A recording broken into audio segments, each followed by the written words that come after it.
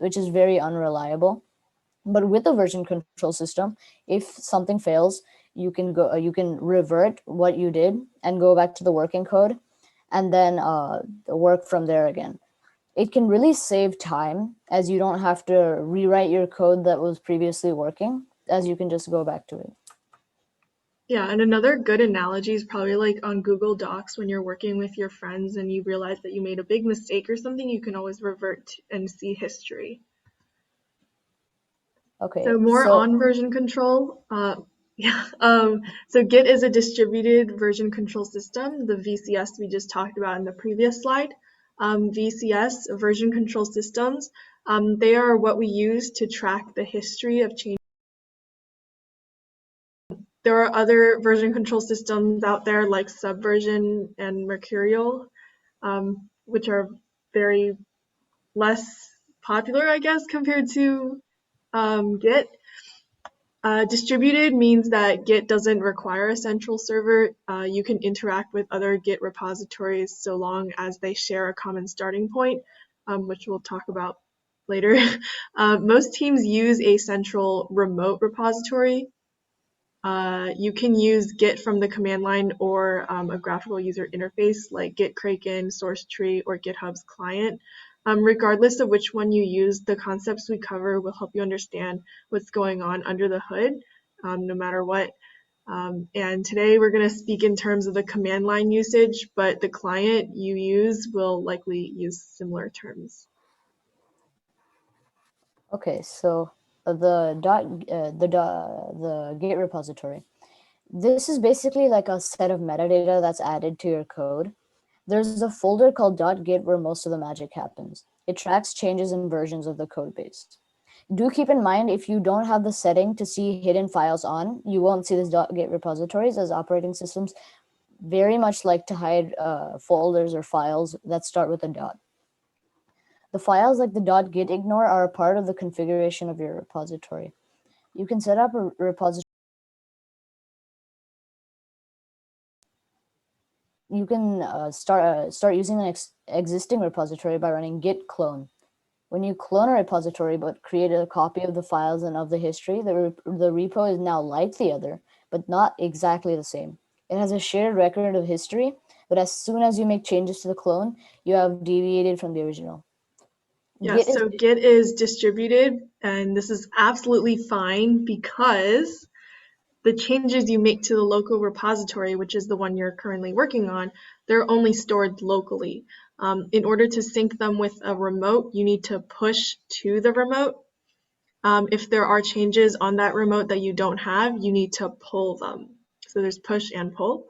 Like we said, most teams use a central repository model. There are plenty of places to host a repository, and you can run your own Git server, or you can use a cloud resource. Probably the best known of the hosting solutions out there is GitHub, so we'll use that as our example today. And GitHub is amazing because it has everything you need for free, so everyone can access it. Yeah. So what exactly is GitHub? So if you think of an analogy as Git repositories being buildings, GitHub would be like a city with multiple buildings. And in this case, it'd be multiple Git repositories. With GitHub, you can contribute to other Git repositories, like we talked with the Git clone. And it can really help people contribute. And there are projects such as the Linux kernel operating system that drives much of the world, which is actually on GitHub, and you can actively like take a fork of it and change something and push merge it with the main repository. So on the lines of that, like I talked, there are forks of repositories with different branches. So if you wanted to like take that, for example, I'm going to use Linux here as an example. The Linux repository, you can make a fork of it, and now that's basically your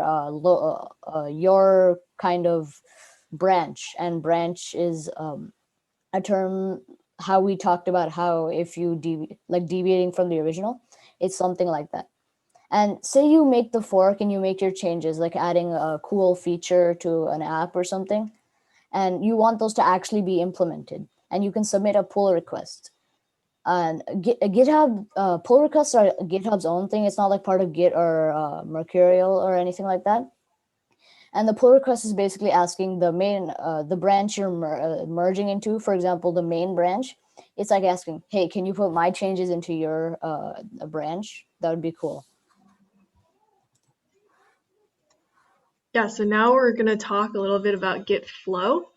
So we've learned a bunch of different concepts and keywords, and now we're wondering how do we apply them to actual development. So if you remember nothing else about working with Git, what you should remember or take away is that the right Git workflow is the one that helps your team or you stay the most productive. So the one common workflow is called Git Flow. And the core concept in Git Flow is to keep one branch, often called the main, keeps the main in a stable working state. And you should never merge unstable code to the main because main is supposed to be Production. remaining stable. And you can call that branch whatever you want, but calling it main is just a very common convention. The branch that you make changes to is called the development branch, and it should be in a working state as much as possible, but it is the place where features can be added and tested together. Those features are created and developed on individual branches called feature branches. So moving on to merge conflicts. Say you have a branch and you want to, in this case, you want to merge the main branch, as Elizabeth was talking about. Git uses a strategy to decide which code to use and which to overwrite. Sometimes that strategy fails. This is mostly the consequence of two people editing the same portion of code. When you run into a Git merge conflict, you can resolve it by editing the code directly.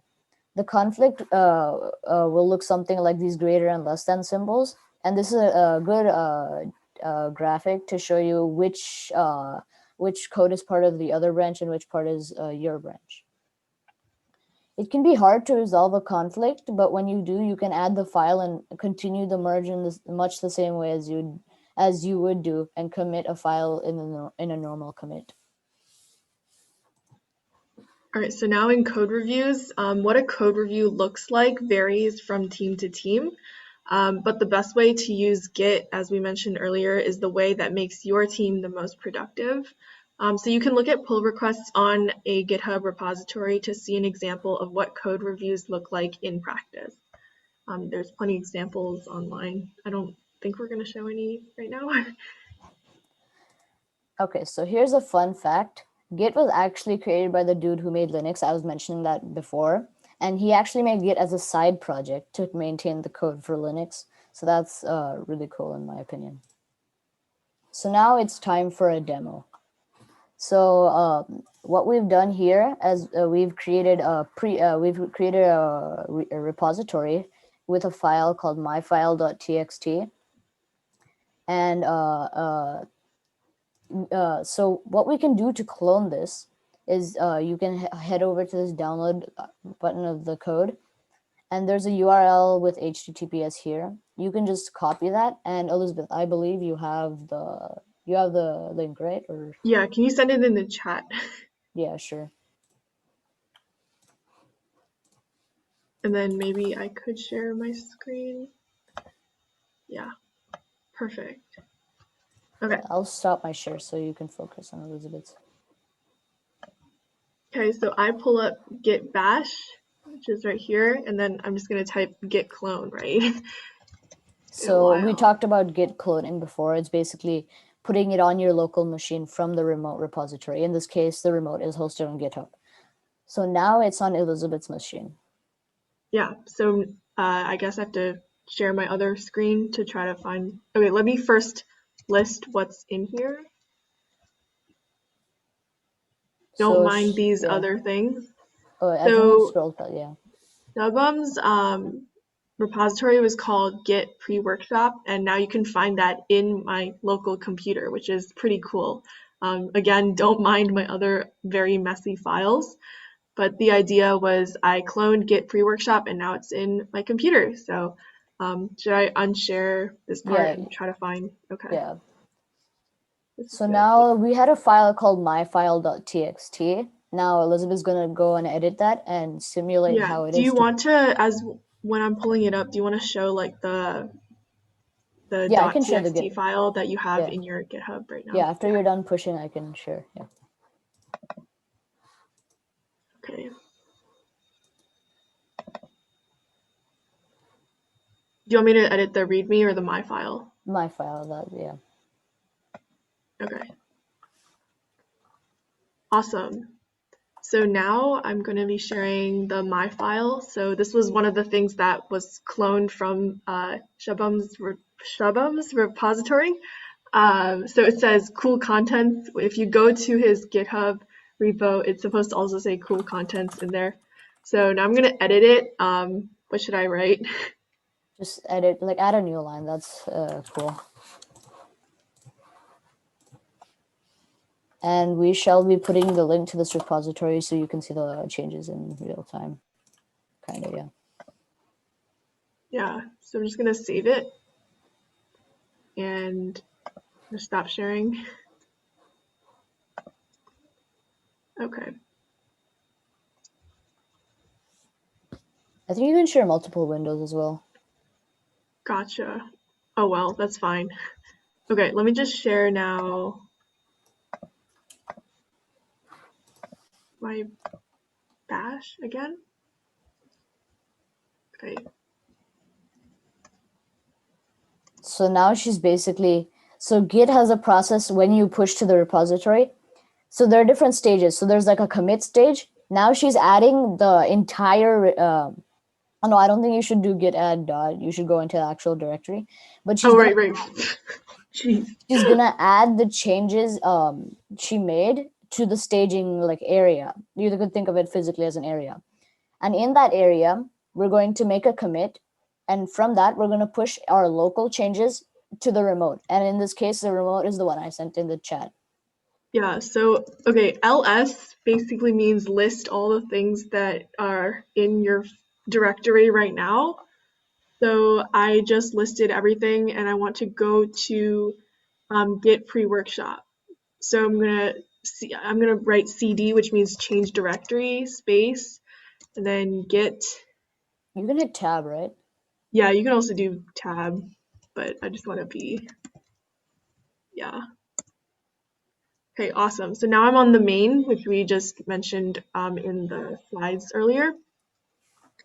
Should I just add everything now, or should I go into? Yeah, just do git add Okay. and yeah, So git add dot means just like add everything in the current onto what I directory. currently have. And then once I add it, I can commit it. I think it's with a message. Yeah. So what commit basically does, it's like a checkpoint. You could think of it as a checkpoint.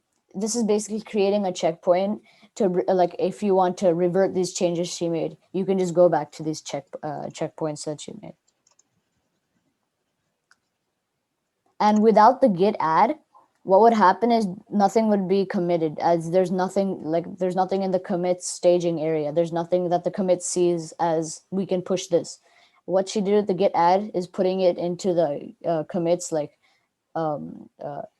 just putting it so that commit can actually see what to like commit, and that's how it works basically. So now she'll And you push can to the also do remote, stuff like git status.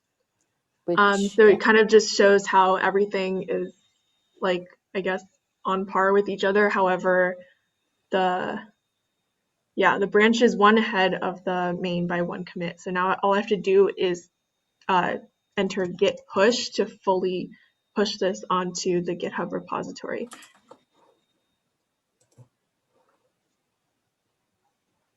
I believe that is it. Yeah, so now it's done.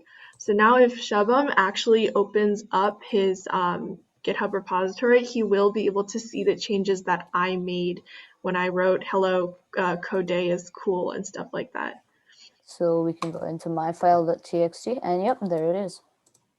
Yeah, and you can see that it says I made the latest commit 1 minute ago. And just a quick disclaimer, if you ever use GitHub with your friends, you always have to, once you make a repository, you have to share it with their email.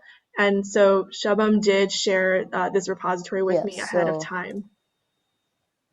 So you can see here, yeah, we can see that Elizabeth is added here. What would happen if if they're not a collaborator? What would happen is they would have to submit a pull request, as we talked earlier, and we will be demonstrating that later. So I think I'll pull. So what I'll do, I'll screen share my terminal. I think we have 10 minutes left. I don't know if that's enough. Oh wait, when does this session end? Oh wait, never mind. Sorry. We have like an hour left, right? Yeah, go ahead. All right, so I have the link to the repository. So what I will do is git clone, and then we paste the URL here. So that is the URL to my Git repository. I can hit enter.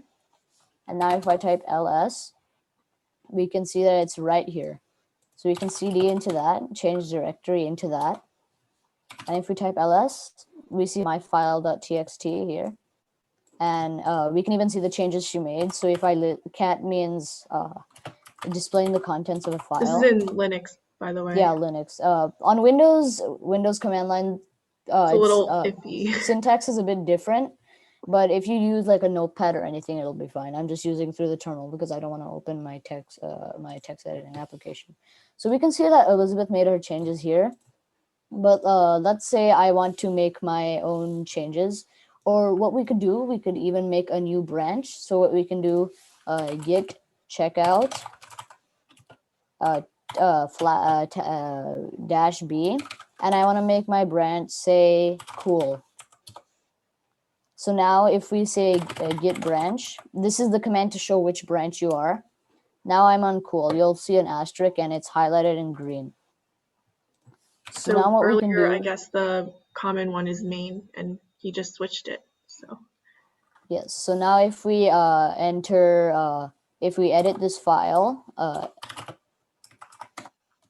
I'm going to use it from the terminal. This is Vim, but you don't need to know Vim for this.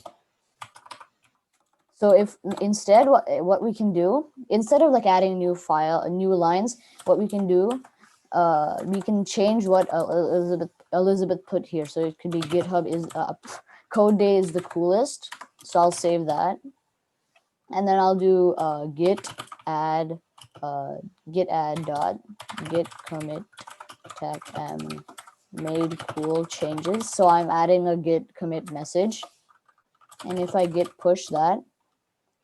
Oh wait, I forgot. So what we can do now to simulate it, we're going to be showing you how to handle a git conflict. So what we can do as so what happened right here, there's no branch in my actual GitHub repository, my remote repository. There's no branch called cool, right? So it doesn't know where do I push this? I don't know where to push this. So that's why it's giving me the error. So we're not going to we're not going to make a branch on GitHub, but instead what we're going to do, we're going to merge the changes locally.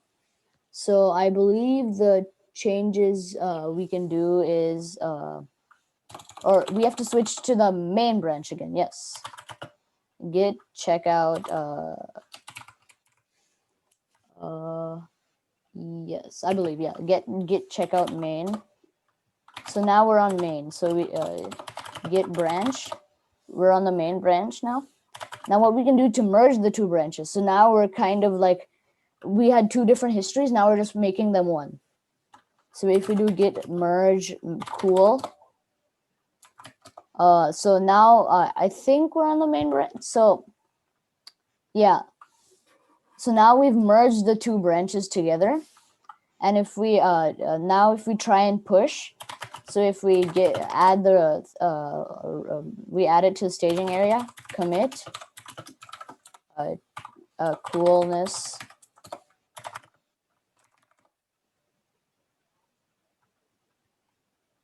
So now that worked successfully.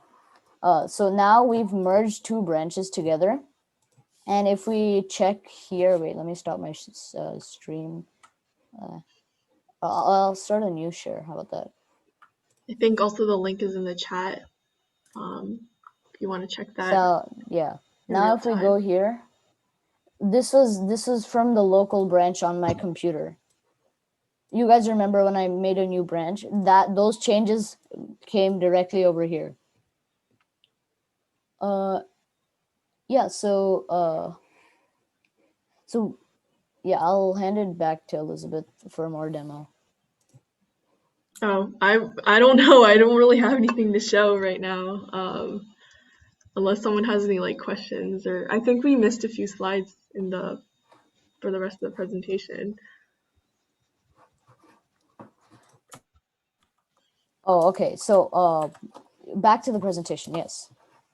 So we're done with the demo. So the hypothetical Git repository would be to initialize slash clone, make a branch, change the and commit and repeat, and then we can push to the remote repository and make a change, like make changes in GitHub, like merge two branches together, and then pull from the local. So I guess I could wrap it up right now. Yeah, I think the next slide also, like I put a few resources. I think when I first learned how to use Git and GitHub, I used the Katacoda tutorials, so definitely recommend that. So yeah, Elizabeth, you can post those in the chat. Oh yeah, sure.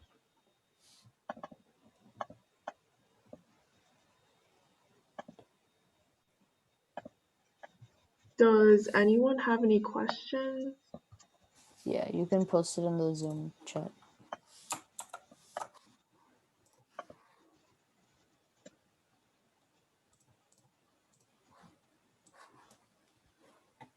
If not, I guess we could end it at 9.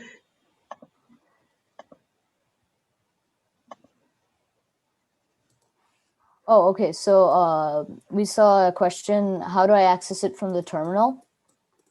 What you can do. I think you said, how do I access the terminal?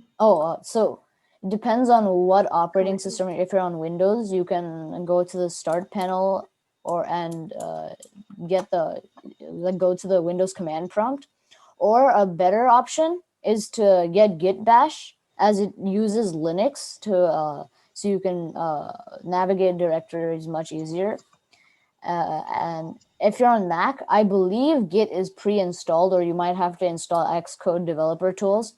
And on Linux, you would use a package manager such as apt on Ubuntu, Pacman on Arch Linux to install Git. And you would just cd into the directory that you have. On Windows, you can open the current directory in Git Bash, and that would place you in like the actual folder you want to be in. Yeah, and as you might have noticed when Shabam and I were giving like demos, there was always Git whatever and then what you wanted to do. So it's kind of like telling Git, hey, I want to, I guess I want to do something with this in Git, Yeah. and then kind of commit or push or add whatever. So definitely for further resources, you can check the chat again, and those can like open you introduce you to more commands and how to efficiently like if you didn't really absorb much of the knowledge that we gave here, much of the talking we gave here, you can always just check out those resources and get more familiar with more time. And we would love to see more Git repositories for your code day projects if you're attending, and that would be cool. And definitely check out open source projects, as they because open source is like, if like the code, anybody can see the code basically. Do check them out, and if you can add things, just add them and submit a pull request. We on our Discord server, we actually have a bot named John Peter. We I think can that's open source, right? That is open source. You can add new commands, for example, and I will link that. If you know Python or anything like a discord.py, you can definitely check out this repository. It's Code Day's own Discord bot. Oh my goodness. And yeah, that pretty much sums it up. If you don't know Python, I'm sure there's another Code Day workshop on Intro to Python, so keep your Yes. eyes peeled for that. Okay, any other questions? I think we can end this kind of at 9.